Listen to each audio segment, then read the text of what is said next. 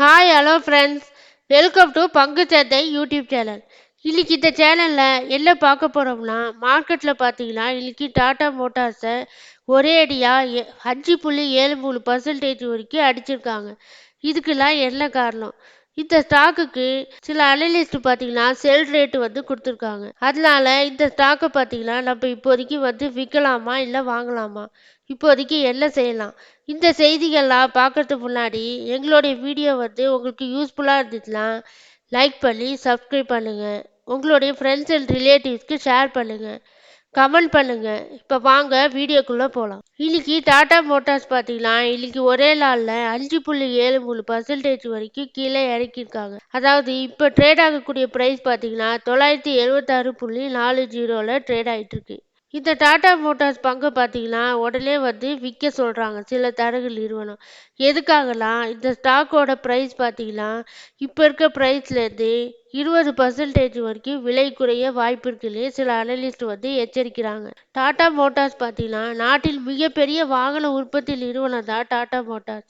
இந்த டாடா மோட்டார்ஸோட பங்கை எல்லாருமே அவங்களுடைய ஹோல்டிங்கில் வச்சிருக்கணும்னு தான் ஆசைப்படுவாங்க. இந்த நேரத்தில் டாடா மோட்டார்ஸோட ஷேர் ப்ரைஸ் இறங்கிட்டே இருக்கு. இதுக்கு என்ன காரணம் சொல்கிறாங்கன்னா, யூபிஎஸ் செக்யூரிட்டி நிறுவனம் இப்போ இருக்க ப்ரைஸ்லேருந்து இந்த ஸ்டாக்கோட ப்ரைஸ் பார்த்தீங்கன்னா இன்னும் 20% வரைக்கும் கீழே இறங்கி செல் ரேட்டா 825 வரைக்கும் போகலான்னு அனலிஸ்ட் கணிக்கிறாங்க. இதுக்கு முக்கியமான காரணமா என்ன சொல்றாங்கன்னா,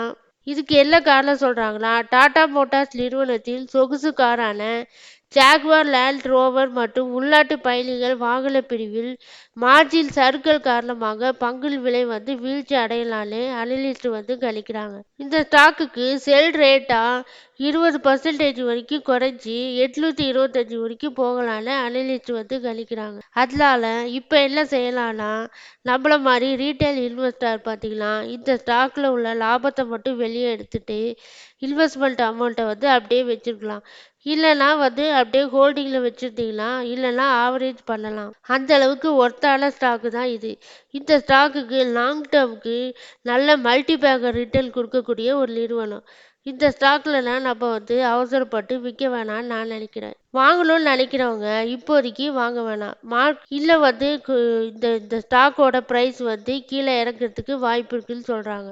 அதனால நம்ம வெயிட் பண்ணிட்டு எந்த அளவுக்கு இறங்குதுன்னு பார்த்துட்டு புதுசாக வாங்குறவங்க பை பண்ணலாம். ஜேஎல்ஆரில் பிரீமியம் மாடல்களான டிஃபெண்டர், ரேஞ்ச் ரோவர் ஸ்போர்ட் ஆகியவற்றில் நீட்டிக்கப்பட்ட வெற்றி பார்த்தீங்கன்னா மிதமாக இருக்குன்னு அவங்க கம்பெனி தரப்பில் அப்டேட் கொடுத்துருக்காங்க. மேலும் பார்த்தீங்கன்னா இந்த 3 மாடல்கள் ஆர்டர்கள் பார்த்தீங்கன்னா கோவிட் பெருந்தொற்று அன்னைக்கு உள்ள ப்ரைஸில் வரப்போகுதுன்னு கம்பெனி தரப்பில் அப்டேட் கொடுத்துருக்காங்க. இது இல்லாமல் விரைவில் ரேஞ்ச் ரோவருக்கான தள்ளுபடிகள் உயரும்னு எதிர்பார்க்கப்படுகிறது. ஜாகுவார் லேண்ட் ரோவரில் பிரீமியர் மாடல்களில் வலுவான விற்பனை காரணமாக பார்த்தீங்கன்னா இதுவரை டாடா மோட்டார்களுடைய விற்பனை விலை பார்த்தீங்கன்னா உயர்த்திட்டே தான் இருக்கு. செப்டம்பர் 10 அன்று பார்த்தீங்கன்னா டாடா மோட்டார்ஸ் நிறுவனத்தில் கார்கள் திருவிழா என்ற பெயரில் மின்சார கார்கள் விலைகள் பார்த்தீங்கன்னா வெகுவாக குறைந்திருக்கு.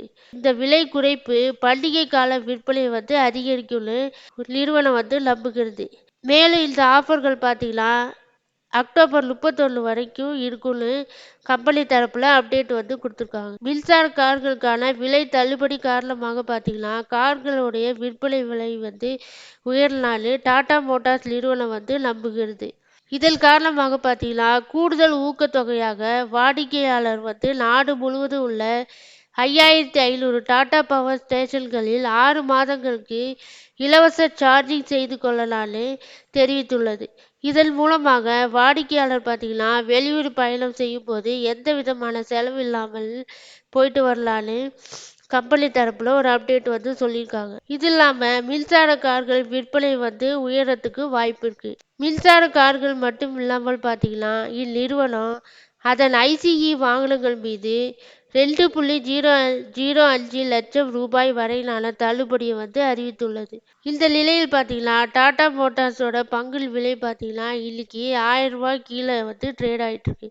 அதாவது காலையில் 9:45 மணி அளவில் டாடா மோட்டார்ஸோட பங்கு விலை 4.15% வந்து குறைந்து 992.75ல் ட்ரேட் ஆயிட்டு இருந்துச்சு. டாடா மோட்டார்ஸோட பங்குல் விலை பார்த்தீங்கன்னா நமக்கு வந்து சரிஞ்சாலுமே வந்து நம்ம இந்த ஸ்டாக்கை வந்து ஹோல்ட் பண்ணலாம். இந்த ஸ்டாக் பார்த்தீங்கன்னா அந்த அளவு ஒர்த்தான ஸ்டாக்கு.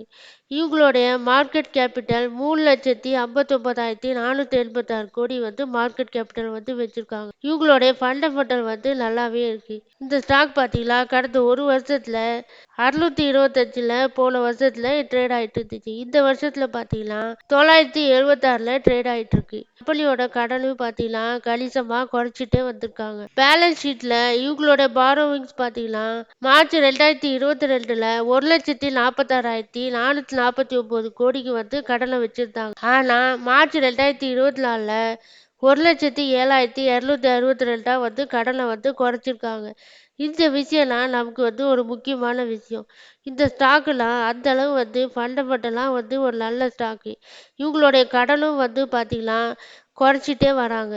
அதனால இந்த ஸ்டாக்லலாம் நம்ம வந்து ஸ்டேக் வச்சிருக்கிறது ரொம்ப அவசியம். இந்த ஸ்டாக்லாம் நம்ம ஒரு 5 வருஷம் ஹோல்ட் பண்ணோம்னா ஒரு மல்டி பேக்கர் ரிட்டர்ன் வந்து கொடுக்க வாய்ப்பு வந்து பிரகாசமாக இருக்குன்னு நான் நினைக்கிறேன். ஷேர் ஹோல்டிங் பேட்டர்னில் பார்த்தீங்கன்னா ப்ரொமோட்டர் ஹோல்டிங் கிட்டேயே இவங்ககிட்ட பார்த்தீங்கன்னா செப்டம்பர் 2024ல் 41.86% வந்து வச்சுருக்காங்க. ஆனால் ஜூன் 2024ல் 46.36% வந்து வச்சுருந்தாங்க. இப்போ வந்து பார்த்தீங்கன்னா ஒரு 5% மேலே குறைச்சிருக்காங்க. இந்த இடத்துல செக் பண்ணிக்கிறது நல்லது. எஃப்ஐ ஹோல்டிங் பார்த்தீங்கன்னா கொஞ்சம் குறைச்சிருக்காங்க. மார்ச் 2024ல் 19.20% வந்து வச்சுருந்தாங்க. ஆனால் இப்போ செப்டம்பர் 2024ல் 18.12% வந்து கொஞ்சம் குறைச்சிருக்காங்க. 1% மேலே எஃப்ஐ ஹோல்டிங் வந்து குறைச்சிருக்காங்க. நம்பர் ஆஃப் ஷேர் ஹோல்டர்ஸ் பார்த்தீங்கன்னா 49,71,729 ஷேர் ஹோல்டர்ஸ் வந்து இருக்காங்க. இவங்களுடைய சேல்ஸும் பார்த்தீங்கன்னா கன்சிஸ்டண்ட்டாக ஏறிட்டே தான் இருக்குது. அதனால இந்த ஸ்டாக்குலாம் ஒரு ஃபண்டமெண்டலையும் வந்து நல்ல ஸ்டாக்கு. அதாவது போன வருஷத்தில் ஜூன் 2023ல் 1,02,236 சேல்ஸ் வந்து காட்டியிருக்காங்க. அதை விட இப்போ பார்த்தீங்கன்னா ஜூன் 2024ல் 1,08,048 கோடிக்கு வந்து சேல்ஸை வந்து அதிகரித்திருக்காங்க. இதெல்லாம் வந்து நமக்கு ஒரு நல்ல விஷயம். இந்த ஸ்டாக்கோட கம்பவுண்ட் சேல்ஸ் க்ரோத் டிடிஎம்ல 18%. சேல்ஸ் க்ரோத் வந்து நல்லா இருக்கு. கம்பவுண்ட் ப்ராஃபிட் க்ரோத் 205% வரைக்கும் ப்ராஃபிட் வந்து ஏறி இருக்கு. இதெல்லாம் வந்து நமக்கு வந்து ஒரு பாசிட்டிவான விஷயம். ஸ்டாக் ப்ரைஸ் சிஏஜிஆர் பார்த்தீங்கன்னா கடந்த 1 இயரில் 57% வரைக்கும் கெயின் ஆயிருக்கு. லாஸ்ட் இயரில் ரிட்டர்ன் ஆன் ஈக்விட்டி பார்த்தீங்கன்னா 49% வரைக்கும் கெயின் ஆயிருக்கு. இதெல்லாம் வந்து இந்த பங்கை சுற்றி இருக்க ஒரு பாசிட்டிவான விஷயமா தான் நான் நினைக்கிறேன். அதனால இந்த ஸ்டாக்ல வந்து நம்ம வந்து அவசரப்பட்டு இந்த ஸ்டாக்கை வந்து விற்க வேணாம். ஹோல்டிங்லேயே வச்சுருங்க. இறங்குலாம் ஆவரேஜ் பண்ணிக்கலாம். இல்லைனா லாபத்தை மட்டும் எடுக்கணும்னு நினச்சிங்களா லாபத்தை மட்டும் எடுத்துக்கலாம். எல்லாரும் டிஸ்க்ளைமரை பார்த்துக்கோங்க.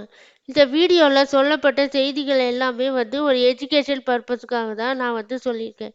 நீங்கள் இந்த ஸ்டாக்கில் இன்வெஸ்ட்மெண்ட் பண்ணணும்னு நினச்சிங்களா நீங்கள் வந்து உங்களுடைய ஃபினான்ஷியல் அட்வைசர்கிட்ட கன்சல்ட் பண்ணிவிட்டு இல்லைனா ஓனாவோ அனலைஸ் பண்ணிவிட்டு இன்வெஸ்ட்மெண்ட் பண்ணுங்கள். நன்றி, வணக்கம்.